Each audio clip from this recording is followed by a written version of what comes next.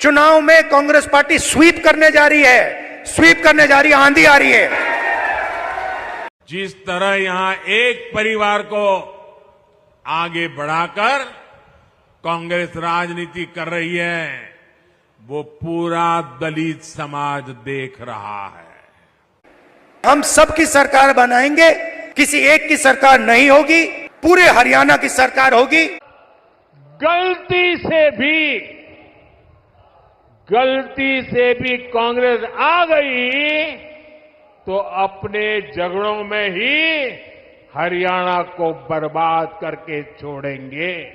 नरेंद्र मोदी क्या करते हैं? काले कानून लाते हैं। हरियाणा के किसानों का कर्जा माफ नहीं होगा, आपको सही एमएसपी नहीं मिलेगी, बेरोजगारी है, महंगाई है, सारी की सारी प्लानिंग 10-15 लोगों के लिए होती है। कांग्रेस की सरकारें थी, दिल्ली के दामाद को खुश करने के लिए हरियाणा की किसान की भूमि कोड़ियों के मोल दे दी। खुलेआम बोल रहा हूँ, चेतावनी देता हूँ पूरे बीजेपी को कि वो प्रूव करें कि अगर मेरे पास कोई भी जमीन हरियाणा में हो और कभी भी कोई भी अगर जो मेरा ट्रांजैक्शन है कभी भी कोई गलत निकला हो, उन्होंने चाहिए। मित्रों नमस्कार। हरियाणा का विधानसभा चुनाव अब अंतिम दौर में है। इस अंतिम दौर में ही हरियाणा का भविष्य तय होना है। इससे जो तस्वीर निकलकर आएगी उसकी तासीर न केवल कांग्रेस और भाजपा का भविष्य तय करेगी, बल्कि मोदी और राहुल गांधी के भाग्य की सियासी तहरीर भी लिखेगी। इसके एक दो नहीं कई कारण हैं। इसमें एक कारण महत्वपूर्ण है। इस महत्वपूर्ण कारण पर ही राहुल गांधी एक सप्ताह से खुद काम कर रहे थे। इसकी एक झलक सभा में दिखी, लेकिन समूची रणनीति 30 सितंबर से जमीन पर दिखेगी। क्या है रणनीति? इस पर एक एक कर विस्तार से बात करेंगे। पहले उस कारण को समझते हैं जिसे लेकर राहुल गांधी को बनानी पड़ी है नई रणनीति। हरियाणा एक साथ लड़ेगा, सबकी सरकार बनेगी, खुशी से बनेगी। चुनाव में कांग्रेस पार्टी स्वीप करने जा रही है, स्वीप करने जा रही है, आंधी आ रही है। मैं आपको शुरुआत की बात कर रहा हूं। पहला कदम महिला शक्ति, 2000 रुपए हर महीने महिलाओं को और 500 रुपए का गैस सिलेंडर। दूसरा कदम, जो 2 लाख वैकेंसीज सरकार में आज खाली पड़ी हैं युवाओं के लिए, हम वो भर के आपको दे देंगे। किसान को एमएसपी गारंटी करके हरियाणा की सरकार देगी, और जो आपका बीमा का पैसा है, जैसे ही नुकसान होगा उसके एकदम बाद आपको बीमा का पैसा मिलेगा। गरीबों के लिए घर, 100 गज के प्लॉट और 3.5 लाख रुपए 2 बेडरूम के घर के लिए, और 300 यूनिट फ्री में बिजली। हाल ही में हुए लोकसभा चुनाव से जो आंकड़े उभर कर सामने आए उसमें से एक कांग्रेस की उम्मीद जगा गया। पता चला कि कांग्रेस का पुराना वोटर दलित कांग्रेस की तरफ लौटना चाहता है। इसको लेकर यूपी के परिप्रेक्ष्य में खूब चर्चा हुई, लेकिन जो आंकड़ा हरियाणा का था वह उत्तर प्रदेश के आंकड़े से भी अधिक महत्वपूर्ण था। 10 वर्ष के बाद दलित समुदाय का वोट बीजेपी से टूटकर पूरी तरह से कांग्रेस की तरफ चला गया। उसके बाद से ही हरियाणा में दलितों के मुद्दे चल रहे हैं। शैलजा प्रकरण इसी की बानगी है। एक कांग्रेस पार्टी दलित विरोधी पार्टी, हमेशा से दलित नेताओं का अपमान करने का काम कांग्रेस पार्टी ने किया, चाहे डॉक्टर अशोक तंवर हो, चाहे बेन कुमारी शैलजा हो। दरअसल हरियाणा में दलितों की कुल आबादी 20.02% है। यही नहीं, यहाँ विधानसभा की 90 में से 17 सीटें आरक्षित हैं। देहात में अनुसूचित जात की संख्या 22.5% है और शहरी क्षेत्र में 15.08%। 2024 के लोकसभा चुनाव में 68% दलित मतदाताओं ने कांग्रेस को वोट दिया, जो 40% से अधिक की बढ़ोतरी है। केवल 24% दलितों ने बीजेपी का समर्थन किया। जो पिछले चुनाव के मुकाबले 34% की गिरावट है। इस बदलाव के परिणाम स्वरूप बीजेपी ने 10 संसदीय सीटों में से 5 खो दी। कांग्रेस 68% दलित वोट हासिल कर 50% सीट छीन ली। यही कारण है कांग्रेस की दलित नेत्री कुमारी शैलजा को एक एक करके सभी दलों ने ऑफर दिए। शुरुआत भाजपा के पूर्व सीएम मनोहर लाल खट्टर ने की। बावजूद इसके जब शैलजा पर बात बनती नहीं दिखी तो भाजपा ने हुड्डा के कार्यकाल में हुए मिर्चपुर व गोहाना कांड को याद दिलाना शुरू किया। आज मैं हुड्डा जी को याद कराने आया हूं, ये राहुल बाबा को भी कहने आया हूं। 2005 का गोहाना कांड हुआ, किसकी जिम्मेदारी? कांग्रेस की। 2010 में मिर्चपुर कांड हुआ, किसकी जिम्मेदारी? कांग्रेस की। अमित शाह का यह बयान दलित वोट को लेकर भाजपा में व्याप्त भय का ही प्रमाण है। क्योंकि दलितों से जुड़ा गोहाना कांड और मिर्चपुर कांड 2005 में हुआ। इसके बाद 2014 और 2019 में चुनाव हुए, तब यह मुद्दा नहीं उठा। भाजपा 19 साल बाद इसे इसीलिए मुद्दा बना रही है कि हाल ही में हुए लोकसभा चुनाव के दौरान दलित समुदाय का वोट बीजेपी से टूटकर पूरी तरह से कांग्रेस की तरफ चला गया। हरियाणा में बदला दलित वोट का ट्रेंड भाजपा के लिए केवल इसलिए चिंता की बात मात्र नहीं है कि भाजपा हरियाणा में हार रही है। भाजपा को इस बात की चिंता भी सता रही है कि अगर दलित वोट के छिटकने की एक और तस्वीर हरियाणा में बनी तो पूरे देश में दलित वोट को संभाल पाना मुश्किल होगा और जिसके साथ दलित वोट नहीं होगा वह प्रधानमंत्री नहीं होगा। ऐसे में मोदी जी पर बनाई है। मोदी जी पर इसलिए भी बनाई है कि हरियाणा के दलित वोट को लेकर राहुल गांधी ने एक मुकम्मल रणनीति बनाई है। हम सबकी सरकार बनाएंगे, किसी एक की सरकार नहीं होगी, पूरे हरियाणा की सरकार होगी। राहुल गांधी का यह बयान भाजपा के उस बयान का काट है कि हरियाणा में हुड्डा ही सब कुछ होंगे। राहुल इस बयान से खासकर हुड्डा को लेकर सशंकित और शैलजा को लेकर आशंकित दलित समाज को यह गारंटी देना चाहते हैं कि हरियाणा में सबकी सरकार होगी। हुड्डा की होगी तो शैलजा की भी होगी, आम आदमी की होगी और उस सरकार पर होगी राहुल गांधी की नजर। अब सवाल उठता है कि क्या इस एक बयान मात्र से ही दलित आश्वस्त हो जाएंगे? नहीं, इसे राहुल गांधी भी जानते हैं। यही कारण है कि राहुल गांधी ने अपनी पहली सभा तब की जब हुड्डा और शैलजा साथ आए। राहुल गांधी का मंच ही इसका गवाह भी बना, जहां राहुल के एक तरफ हुड्डा तो दूसरी तरफ शैलजा दिख रही हैं। जनसभा में राहुल गांधी को जब इमोशन और परसेप्शन सफल होता दिखा तो उन्होंने कनेक्शन को इससे जोड़कर एक ऐसी रणनीति बनाई जो केवल हरियाणा से भाजपा की ही नहीं, देश से मोदी की विदाई का भी कारण बन सकती है। आइए राहुल गांधी की इस रणनीति को अब समझते हैं। दरअसल कांग्रेस को यह खबर मिली कि भाजपा अंतिम दिनों में जमीनी स्तर पर खेल कर सकती है। हुड्डा बनाम शैलजा के सवाल पर कुछ पुराने बयान को आधार बना कांग्रेस की हवा बिगाड़ सकती है। ऐसे में खुद राहुल गांधी ने जमीन पर उतरने की रणनीति तैयार की। राहुल गांधी प्रचार के अंतिम 3 दिन हरियाणा में ही रहेंगे। रथ यात्रा के माध्यम से एक एक व्यक्ति से अपनी शैली में बात करेंगे। हरियाणा एक साथ लड़ेगा, सबकी सरकार बनेगी, खुशी से बनेगी। चुनाव में कांग्रेस पार्टी स्वीप करने जा रही है, स्वीप करने जा रही है, आंधी आ रही है।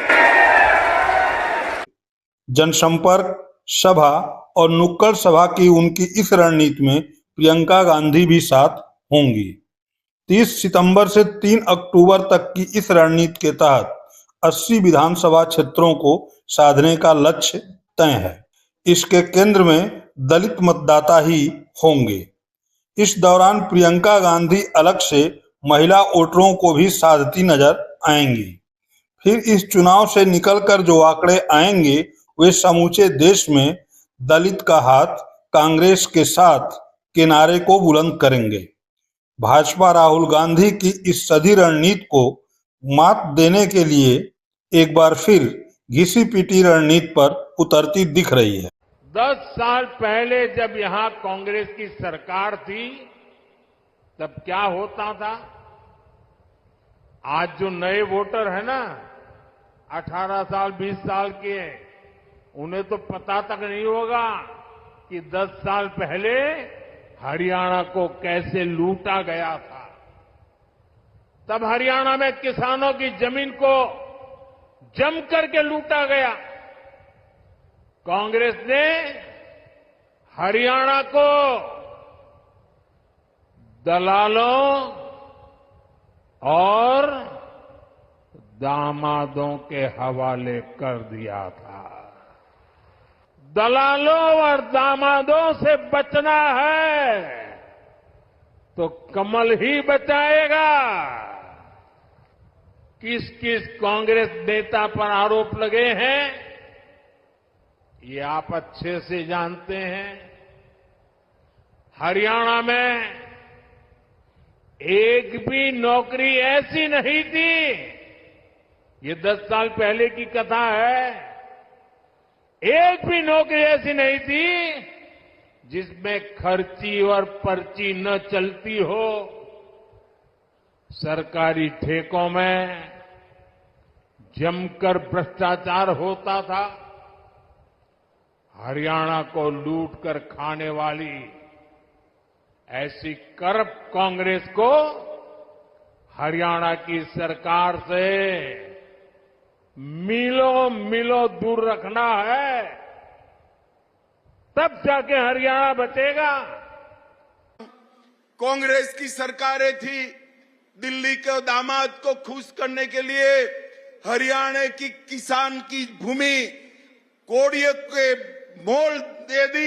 और आएगा अगर राहुल गांधी तो लाएगा साथ में भ्रष्टाचार की आंधी। राहुल गांधी जी और गांधी परिवार से ये जरूर पूछा जाएगा, ये जो जमीन हड़पू जीजा जी हैं, इनके ऊपर किसानों की जो जमीन हड़प लेते हैं, आप एक शब्द नहीं बोलते हैं। और भ्रष्टाचार के 4 स्तंभ कोई हैं तो वो गांधी परिवार से हैं।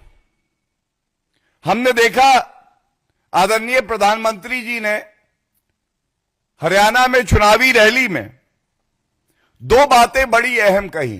पहली, कांग्रेस का गांधी शाही परिवार पूरे देश का सबसे भ्रष्ट परिवार है, और साथ में उन्होंने हरियाणा को दलालों और दमादों की सरकार दी थी। और भारतीय जनता पार्टी ने जो खर्ची और पर्ची का सिस्टम, भूपिंदर हुडा, जो कि कुछ नहीं केवल एक मुखौटा है, असली घिनौना चेहरा भ्रष्टाचार का तो गांधी परिवार और राहुल गांधी है। मुखौटा हटाओ, गांधी परिवार का भ्रष्टाचार सामने आ जाएगा। एक मामला है जीजा जी जिसको देश का बनाने का प्रयास किया गांधी परिवार ने, Robert Vadra, crime master Gogo. आया हूं कुछ तो लेके जाऊंगा, तुम्हारी जमीन बड़ी अच्छी है किसान भाई, इसको मुझे दे दो, इसको मुझे दे दो। और गांधी परिवार दूसरी तरफ देखता है तो एक शिकोपुर लैंड स्कैम, गजब का घोटाला करते हैं ये गांधी परिवार और रॉबर्ट वाड्रा। इसके तथ्य मैं आपके समक्ष रख देता हूं। 3.5 एकड़ की किसानों की भूमि, ये रॉबर्ट वाड्रा की जो कंपनी है स्काईलाइट, हॉस्पिटैलिटी ये खरीदती है। और गजब की बात यह है कि इनके पास इस 3.5 एकड़ की भूमि खरीदने के लिए 1 रुपया नहीं है। ये भुगतान भी एक प्राइवेट बिल्डर से लेके करती है और भुगतान हो जाने के बाद जो कांग्रेस की हुडा सरकार रही, उन्होंने लैंड यूज इसका चेंज कर दिया। लैंड यूज चेंज करने के बाद 4 गुना दाम पर, जो खरीदी थी उससे 4 गुना दाम पर यह एक प्राइवेट बिल्डर को दे दी जाती है और भारी मुनाफा इसमें कमाया जाता है। ठगी का आलम यह है कि जेब में रुपया नहीं है, लेकिन किसानों की जमीन भी हड़प लेंगे। जो रुपए का भुगतान करना है, जो उसकी कीमत है, वो भी प्राइवेट बिल्डर से लेंगे। सरकार अगर कांग्रेस की है तो जीजा जी को कौन रोकेगा? तुरंत लैंड यूज चेंज होगा, लाइसेंस मिलेगा और फिर उसे एक बिल्डर को देंगे और मुनाफा गांधी परिवार की तिजोरी में आ जाएगा। कांग्रेस ने भाजपा की इस चाल को मात देने के लिए रॉबर्ट वाड्रा को ही मैदान में उतार दिया है। वाड्रा मोदी और भाजपा को खुली चुनौती दे रहे हैं। मैं ज़रूर हैरान था कि जब मैंने प्रधानमंत्री जी को अपने भाषण देने में हरियाणा में जब वो प्रचार कर रहे थे और अपने भाषण दिया उन्होंने, उसमें मेरा नाम जिक्र किया दोबारा से। और उनकी सरकार 10 साल रही है, चाहे जितने भी RTI हो और अलग अलग तरीके उन्होंने अपनाए हैं मेरे ऊपर कुछ बेबुनियाद इल्ज़ाम लगाने के लिए। और कभी भी कोई ऐसी चीज़ निकली नहीं है जो गलत निकली हो मेरे कामकाज में, या कोई भी ऐसी ज़मीन का हमने कोई भी ऐसे ट्रांजैक्शन किया हो जो कानून के तरीके से ना हुई हो।